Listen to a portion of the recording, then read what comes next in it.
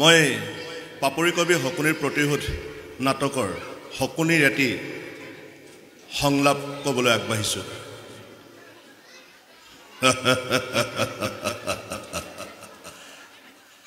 ইমান চেষ্টা কি অথলে যাব পাৰে? ইমান পাপ কি পৃথিৱীয়ে সহ্য কৰিব পাৰে? মোৰ জন্ম সাধনাৰ সফলতা অদূৰ। দুৰ্যোধন তুমি ৰাজেশ্বৰ আৰু মই দিনহীন অন্নসেৱী। তুমি হত জীৱিত ভ্ৰাতাৰ জ্যেষ্ঠ আৰু মই প্ৰেতাত্মাৰ কনিষ্ঠ।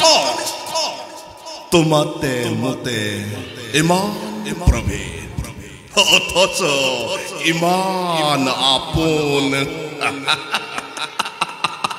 তুমি মোৰ মৰমৰ ভাগিন আৰু মই তোমাৰ বুদ্ধিদাতা স্নেহৰ মাতুল।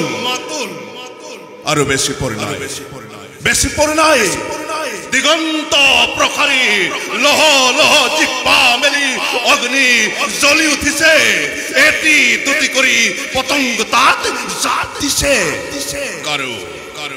কাৰো সাধ্য নাই তাক নিবাৰণ কৰে, কাৰো সাধ্য নাই তাক নিৰ্বাপিত কৰে।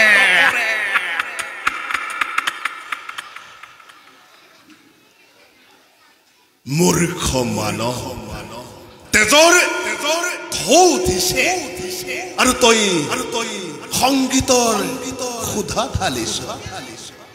এফালে মৃত্যুৱে মুখ মেলি খেদি আহিছে আৰু তই সংগীতৰ ক্ষুধা ঢালিছ। নহয় ঠিক কৰিছ। আনন্দ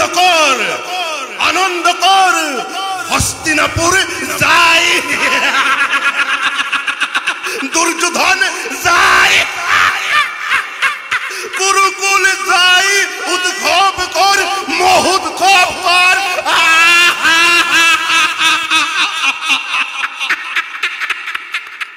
ধন্যবাদ।